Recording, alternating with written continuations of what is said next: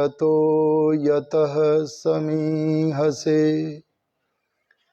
ततो नो अभयं कुरु शं नः कुरु प्रजाभ्यो अभयं नः पशुभ्यः।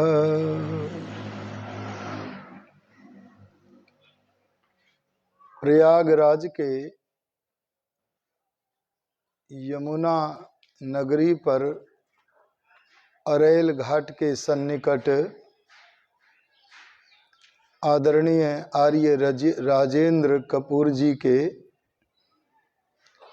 व्यवस्थापकत्व में आयोजित आर्य समाज के इस महान सत्संग में उपस्थित माननीय आचार्य हेमंत कुमार आर्य जी, कानपुर से हमारे मध्य में पधारी हैं आदरणीय शशि चोपड़ा जी, हमारे आदरणीय कोषाध्यक्ष महोदय, ग्वालियर से पधारे हुए हमारे आर्य जी और सभी धर्मनिष्ठ महानुभावों, ब्रह्मचारियों। अभी हम सबने योग आचार्य हेमंत कुमार जी के ब्रह्मत्व में यज्ञ संपन्न किया है। यज्ञ को हवन भी कहते हैं। ये हमारा हवन जहाँ यज्ञशाला में प्रतिदिन चलना चाहिए, वहाँ व्यावहारिक जीवन में भी चलना चाहिए, क्योंकि यज्ञशाला में किया जाने वाला हवन हमें व्यावहारिक जीवन में भी यज्ञ में बनाने की शिक्षा प्रदान करता है। आइए व्यावहारिक जीवन में कैसे हम अपने जीवन को यज्ञ में बनाएं, इस विषय पर अत्यंत संक्षिप्त विचार आपके मध्य में रखता हूं। हवि का आधार है, हवन का आधार है हवि। यदि आप हवन करना चाहते हैं तो आपके पास हवि का होना बहुत आवश्यक है। अर्थात हवि आधार है और हवन आधेय है। आधेय कहते हैं जिस पर कोई वस्तु टिकती है, और आधार कहते हैं जो किसी को टिकाती है। तो यहाँ हवि है आधार और हवन है आधेय।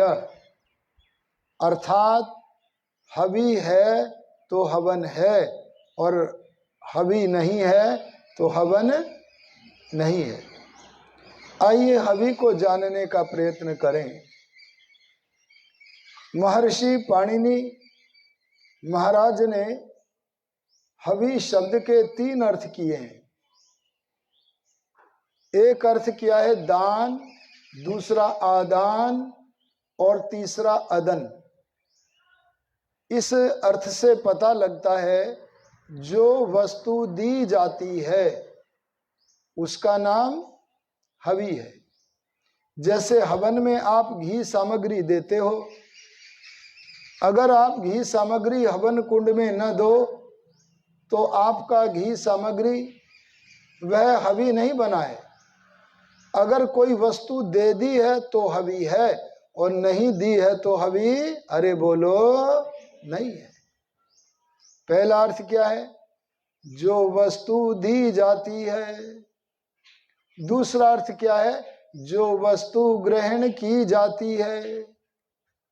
यहाँ हवन कुंड में याजक घी सामग्री को देता है, तो घी सामग्री को ग्रहण कौन करता है? अग्नि करता है। तो यहाँ ग्रहण भी किया गया अग्नि के द्वारा और याजक के द्वारा दिया भी गया। ऐसे ही महर्षि जी कस्मै देवाय हविषा विधेम, इस वेद वाक्य में हवि शब्द का अर्थ करते हुए एक स्थान पर लिखते हैं ग्रहण करने योग्य। मैंने यह अर्थ भी तो बताया है ना, जो वस्तु क्या की जाती है? ग्रहण की जाती है। ऋषि कहते हैं ग्रहण करने योग्य योगाभ्यास और अति प्रेम से विशेष भक्ति किया करें। तो यहाँ हवन कुंड में भी अग्नि ने घी सामग्री को ग्रहण किया, तो आपका घी सामग्री ये क्या बन गए? हवि। तीसरा अर्थ है जो वस्तु अदन माने भक्षण की जाती है। यहां आपके घी सामग्री को भक्षण किसने किया? अग्नि ने किया। यहां तो तीनों काम हो रहे हैं। तो बस यह ध्यान रखिएगा, अगर आप कोई वस्तु देते हैं, लेते हैं, खाते हैं, ये तीन काम कराते हैं, तो इसका नाम क्या है? हवि। एक सज्जन एक यज्ञशाला में पधारे, इच्छा व्यक्त करने लगे कि हम भी हवन करेंगे। हमने कहा कुछ हवि लाए हो? कहने लगा रीते हाथ आ गए हैं, कुछ लाए नहीं है। भला खाली हाथ हवन कैसे होगा? हमने कहा देखो कुछ तो लाए होगे। तो कहने लगा अपनी जेब आदि को देख करके, हाँ और तो कुछ नहीं है, रुपए लाया हूं। बताओ रुपयों से हवन हो जाएगा? अरे बोलो जी, अरे बोल दो, रुपयों से हवन होगा कि नहीं? अच्छा परीक्षा करते हैं, रुपए देने के योग्य हैं कि नहीं? अरे बोलो रुपए दिए जाते हैं कि नहीं? 33 नंबर तो मिल गए। अच्छा रुपए ग्रहण करने योग्य हैं कि नहीं? ये तो 66 नंबर मिल गए। तीसरा क्या अर्थ बताया था? जो वस्तु खाई जाती है। अरे बोलो रुपए खाने के योग्य हैं कि नहीं? अरे जुगाड़ निकालो, कोई जुगाड़ निकालो रुपयों का भी। अरे बादाम लेके खाना, संतरा लेके खाना। बोलो यहां खाने का मतलब है उपयोग में लाना। अगर किसी दानदाता ने आर्य समाज के कोषाध्यक्ष को रुपए दिए और वह दानदाता उसे जहां लगाना चाहता है वहां भवन निर्माण आदि में वे रुपए लगा दिए, तो बोलो जी हवि बन गए कि नहीं बन गए? तो ये तीन वस्तुएं याद रखना। जो वस्तु दी जाती है, अरे जो ली जाती है, जो खाई जाती है, उसका नाम हवि है। जब सनातन धर्म के महान सत्संग आर्य समाज मंदिर में किसी जिज्ञासु को यह ज्ञान प्राप्त हुआ कि रुपए हवि होते हैं, तो वह अपने घर में जाकर, परिवार में जाकर कहता है कि आज पता चला है कि रुपए भी हवि होते हैं, चलो हम अपने रुपयों को हवि बनाते हैं। और उसने अपने घर में एक बहुत बड़े महापुरुष का चित्र लगाया। अरे बोलो आर्यो, हमें अपने घरों में चित्र लगाने चाहिए कि नहीं? सनातनियों को चित्र लगाने चाहिए कि नहीं? अरे चित्र चरित्र की शिक्षा देते हैं, इसलिए हम श्री राम का चित्र लगाएं, हम योगी राज कृष्ण का चित्र लगाएं, हम राम प्रसाद बिस्मिल का चित्र लगाएं, हम महर्षि दयानंद का चित्र लगाएं, वीर सावरकर का चित्र लगाएं, स्वामी श्रद्धानंद जी का चित्र लगाएं, योगी राज स्वामी आत्मानंद जैसे बड़े बड़े महापुरुषों के चित्र लगाएं, जिससे उनके चित्र को देखकर उनका पढ़ा हुआ जीवन चरित्र हमारे मन में उभर कर हमारे सामने आ जाए। बस जिस व्यक्ति को ये पता लगा कि रुपए हवि होते हैं, उसने मर्यादा पुरुषोत्तम राम का, श्री राम का बढ़िया सा बड़ा सा चित्र अपने घर में लगाया और सोचा अब हवि को अर्पित करते हैं। उसने श्री राम के चित्र के सामने अपने जेब से निकालकर धन राशि निकाली और उस चित्र के सामने अर्पित कर दिया, मानो अपना सब कुछ समर्पित कर दिया। बोलो वे रुपए हवि बने कि नहीं बने? अरे बोल दो, हाथ खड़ा करके बोलो, ऐसे नहीं। अरे कैसे सनातनी हो, हाथ खड़ा करने से सबकी पोल खुल गई। अच्छा बताओ, उस चित्र ने वे रुपए लिए? अरे बोलो, लिए? तो हाथ क्यों खड़ा कर गए? अच्छा, जब उस चित्र ने वे रुपए लिए नहीं तो क्या आप देने की चेष्टा करने पर भी दे पाए? ना तो देना बना, अरे ना लेना बना। अच्छा बोलो, खाए, उपयोग में लाए, तीनों काम नहीं हुए। इसलिए जड़ पदार्थ जो मूर्ति है ना, उसके सामने धरा हुआ हलवा, उसके सामने रखे हुए रुपए, वे कभी भी हम हवी नहीं बना सकते। तो कैसे बनाए हवी? अगर किसी विद्यार्थी को विद्या के लिए दान करें तो बोलो हवी बने कि नहीं बने? अरे किसी निर्धन को अगर हमने उसकी आवश्यकता पूर्ति के लिए दान किए तो बोलो हवी बने कि नहीं बने?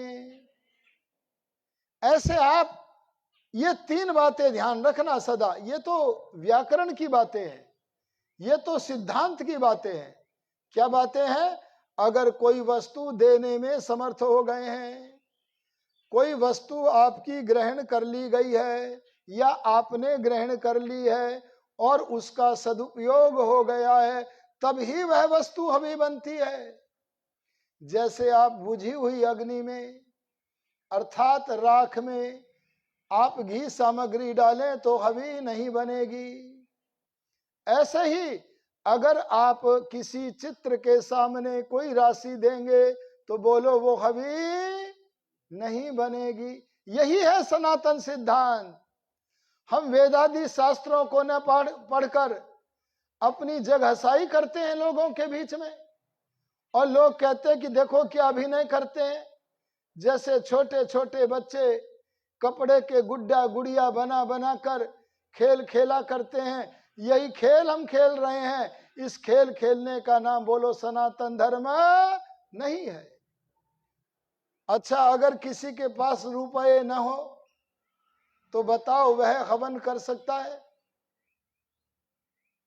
अरे बोलो, कोई निर्धन व्यक्ति, पीने को पानी नहीं है, खाने को भोजन नहीं है, पहनने को वस्त्र नहीं है, ऐसा अत्यंत निर्धन व्यक्ति बोलो हवन कर सकता है कि नहीं? कर सकता है, कर सकता है। भगवान कहते हैं मनुष्य, मैंने तुझे संसार में यज्ञ करने के लिए भेजा है। तू जिस दिन यज्ञ करने के योग्य नहीं रहेगा उस दिन मैं तेरा स्थानांतरण कर दूंगा, तेरा देह परिवर्तन करके नया जीवन दूंगा और वहां तुझे यज्ञ। इसलिए ध्यान देना कि हमें यज्ञ तो करना ही है। कैसे करें? अगर हम अपने शरीर से परोपकार करें, प्यासे लोगों को और कुछ नहीं तो नल चला चला कर पानी पिलावें, अपने हाथ को हवी बनावें, बोलो यज्ञ हुआ कि नहीं? अगर हम वाणी से वक्ता बन जाएं और श्रोता हमारे वाणी के भीतर भरे हुए ज्ञान को ले लें, अरे बोलो क्या कर लें? ले लें। और केवल श्रोता ले ही ना बल्कि उसे खा लें। खाना क्या है? आचरण में उतार लें। तो बोलो वक्ता की वाणी हवी बन गई कि नहीं बन गई? एक समय ऋषि दयानंद जी महाराज अपनी व्याख्यान वेदी पर बैठे हैं। सामने अग्रिम पंक्ति पर बैठा हुआ एक युवक अंग्रेज सरकार के समय में तहसीलदार के पद पर था। वह खड़ा हुआ और आचार्य दयानंद जी से बोला कि स्वामिन, एक भजन मैं भी बोलना चाहता हूं। अरे बोलो, उसे समय देना चाहिए कि नहीं देना चाहिए? आहा, ऋषि राज ने इस व्याख्यान वेदी को हवी बनाया और बोले आओ पुत्र आओ, भजन बोलो। और भजन बोलकर जब वह अपने आसन पर गया तो लोगों ने करतल ध्वनि से स्वागत किया। लेकिन उसकी प्रवचन के बाद शिकायत कर दी गई, परिवाद में कहा कि ये मांस खाता है, ये शराब पीता है, ये रिश्वत लेता है, इसे व्याख्यान वेदी पर नहीं बैठाना चाहिए था। आचार्यवर महर्षि दयानंद, आचार्यवर दयानंद ने बात सुन ली। अगले दिन युवक अपने परिवाद से अनभिज्ञ है। आज फिर खड़ा होकर के जिज्ञासा करता है, क्या आज भी मुझे भजन बोलने का अवसर मिलेगा? आहा, उदार हृदय दयानंद बोले, आओ आओ, यहां बैठ करके भजन बोलो। उन्होंने उस युवक की वेदी को बंद नहीं किया। न जाने जीवन के किस कोने में, किसके जीवन में कितना परिवर्तन हो जाए, न जाने कब कोई मनुष्य दुरात्मा से परिवर्तित होकर क्रांति लाकर अपने जीवन में महात्मा बन जाए। इस मनोविज्ञान को जानते थे महर्षि दयानंद। और उस दुरात्मा युवक को कहा, आओ आओ भजन बोलो और सुनो, गला तो भगवान ने दिया था। कोई ना कोई संस्कार भी रहे होंगे जिनसे आप प्लावित होकर के उसने भजन गाया और लोगों की हृत तंत्री को झंकृत कर दिया। सबने करतल ध्वनि से स्वागत किया, पर इधर दयानंद के मुख से हवि निकली। जब वह गायक उठ करके अपने आसन पर जाने लगा, तब ऋषि दयानंद के मुख से वाक्य निकला, ए अमी चंद, तुम हो तो हीरा पर कीचड़ में पड़े हो। अरे अपने अपने कीचड़ों को कौन नहीं जानता, सब जानते हैं। बस उसने सोचा, मेरे को ऋषि दयानंद ने अगर हीरा कहा है तो मैं अमी चंद अवश्य हीरा हूं। ऋषि दयानंद के मुख से कोई वाक्य असत्य नहीं निकलता है। रितम भरा प्रज्ञा के धनी है ये। अगर दयानंद बोलते हैं मैं हीरा हूं तो ये अमी चंद तू सचमुच हीरा है। पर उन्होंने यही भी कहा है कि है तो हीरा पर कीचड़ में पड़ा हूं, अब मैं कीचड़ से निकल के दिखाता हूं। और उसने शराब को बाहर कर दिया। अरे मांस का परित्याग कर दिया। पत्नी को निकाल करके वेश्या को रख रखा था, वेश्या को सदा के लिए नमन करके परित्याग कर दिया और चल पड़ा ससुराल। ससुराल जाकर के बोला, देवी अब तेरे सामने दुरात्मा अमीचंद नहीं खड़ा है। अब मेरे जीवन में दयानंद के मुख से निकली हुई हवि मैंने उसका पान कर लिया है। अब मैं मांस नहीं खाता, शराब नहीं पीता, अरे मैं वेश्यागमन भी नहीं करता। अब तो मैं महात्मा अमीचंद खड़ा हूं। चलो तुम्हें तुम्हारे आसन पर लिवाने लाया हूं। जब ये क्रांति अपने पति में देखी तो जो अपने ससुराल नहीं जाना चाहती थी वो प्रसन्न होकर चल पड़ी पिया संग ससुराल। अरे बोलो, ऋषि दयानंद की वाणी हवि बनी कि न बनी? आर्यो, जहां हम यज्ञशाला में हवन करें वहां व्यावहारिक जीवन में भी हवन करें। और सारे जीवन में जो भी हमारी चेष्टाएं हैं उन्हें दूसरे लोग लेकर के धारण करें। अगर हम ऐसी चेष्टाओं को व्यवहार को कर सकें, जैसे ऋषि दयानंद की अंतिम क्रिया गुरुदत्त ने देखी, तेरी इच्छा पूर्ण हो, तेरी इच्छा पूर्ण हो, तेरी इच्छा पूर्ण हो। आहा, तूने अच्छी लीला की, तूने अच्छी लीला की, यह कहकर नश्वर शरीर को छोड़कर मोक्ष धाम की तरफ चले गए। बोलो, ये अंतिम दैवी दृश्य देख करके क्या गुरुदत्त नास्तिक से आस्तिक नहीं बने? बने। सारा जीवन परिवर्तन हो गया गुरुदत्त विद्यार्थी का।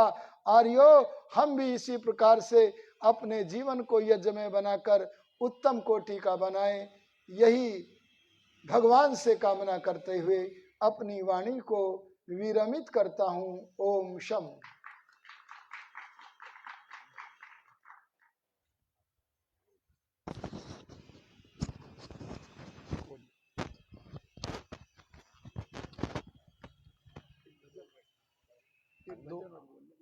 एक भजन सुना देता हूँ।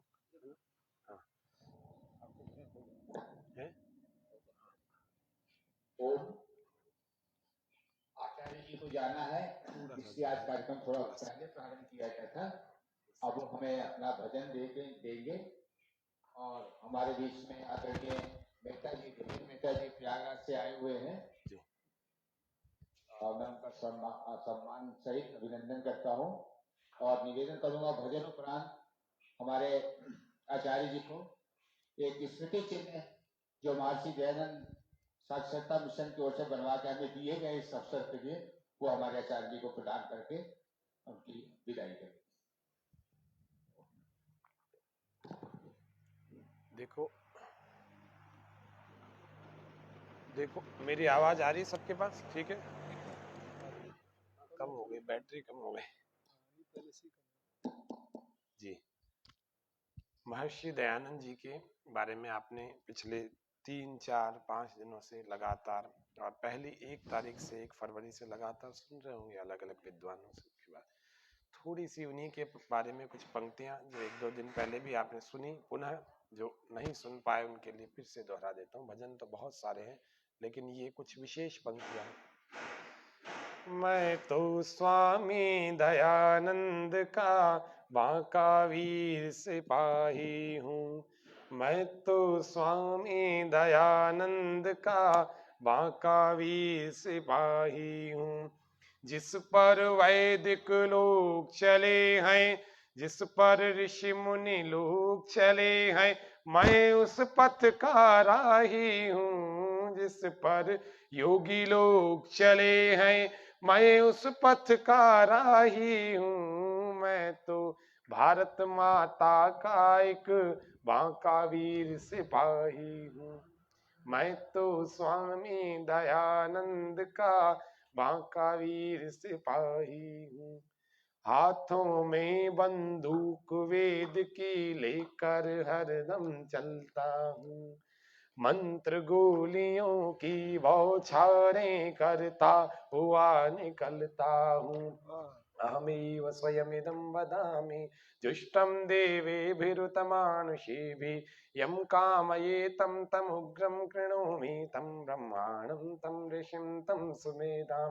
मंत्र गोलियों की बौछारें करता हुआ निकलता हूँ। वहमों और पाखंडों की मैं करता चला तबाही हूँ। वहमों और पाखंडों की मैं करता चला तबाही हूँ। जिस पर वैदिक लोग चले हैं, मैं उस पथ का राही हूँ। बोलो, मैं तो स्वामी दयानंद का बांका वीर सिपाही हूँ।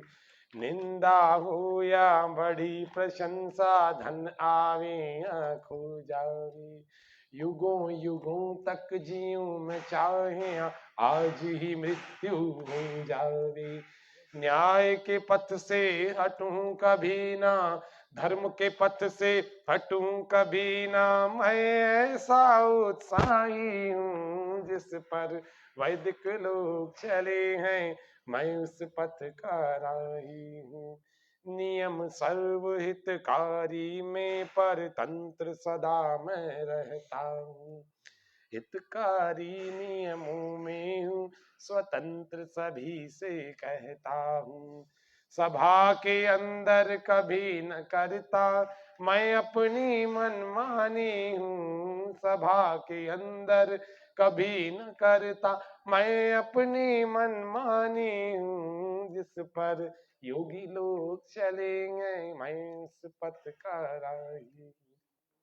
छोटी छोटी बातों पर ही मैं न कभी झगड़ता हूँ। संपत्ति सम्मान को पाकर हरगिज नहीं अकड़ता हूँ। बोलो, छोटी छोटी बातों पर ही मैं न कभी झगड़ता हूँ। संपत्ति सम्मान को पाकर हरगिज नहीं अकड़ता हूँ। पथ करूं पथिक दोषों से नफरत और गुणों का ग्राही हूँ। करूं पथिक दोषों से नफरत और गुणों का ग्राही हूँ। जिस पर योगी लोग चले हैं, मैं उस पथ का राही हूँ। जिस पर वैदिक लोग चले हैं, मैं उस पथ का राही हूँ। मैं तो स्वामी दयानंद का बांका वीर सिपाही हूँ। दे करके सत्यार्थ प्रकाश कर दिया घोर तम का विनाश, हो गई छिन्न पर तंत्र पाश, फैली स्वतंत्रता की सुवास। हे जनमानस हो सावधान, हे जनमानस हो सावधान, हे जनमानस हो सावधान, करने को उसका यशोगान हो कर कृतज्ञ सब मुंह खोलो, ऋषि दयानंद की जय बोलो, होकर कृतज्ञ सब मुंह खोलो, ऋषि दयानंद की जय बोलो। पाखंडों को खंडित करके, उद्दंडों को दंडित करके, मुस्तंडों को मुंडित करके, फिर वेद धर्म मंडित करके, गुरु के वचनों का किया मान, करने को उसका यशोगान हो कर कृतज्ञ सब मुंह खोलो, ऋषि दयानंद की जय बोलो, होकर कृतज्ञ सब मुंह खोलो, ऋषि दयानंद की जय बोलो। कृतज्ञता एक मानवीय गुण है, ये होना चाहिए ऋषियों के प्रति, अपने पूर्वजों, परमात्मा के प्रति, माता पिता गुरुजनों के प्रति।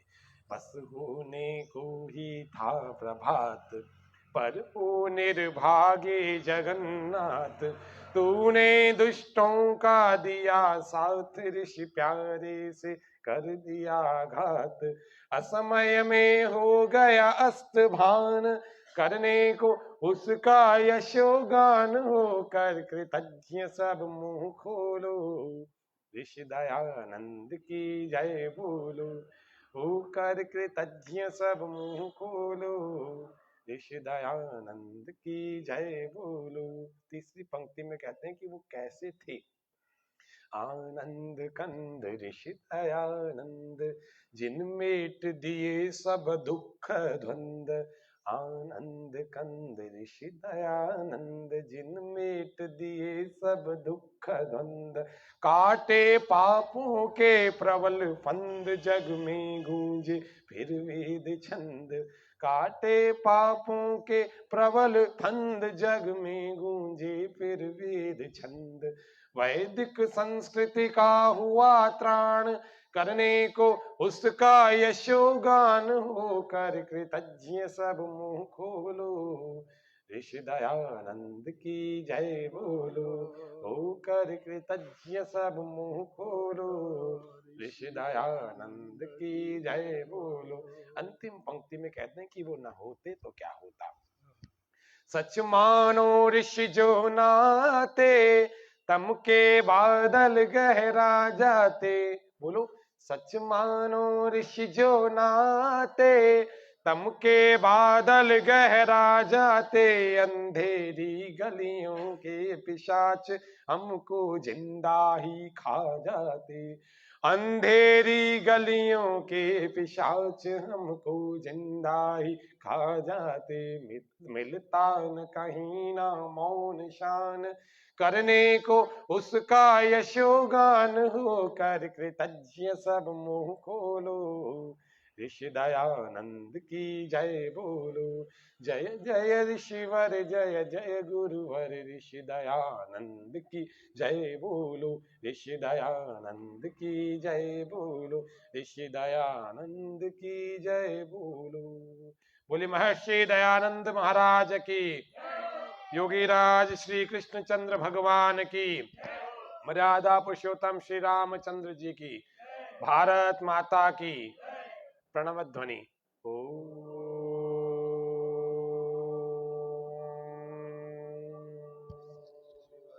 सबको सादर अभिवादन, सर्वेभ्यो नमः, सबको नमस्ते। तो आज के इस भजन के कार्यक्रम को भी यहीं विराम करते हैं। अब हमारे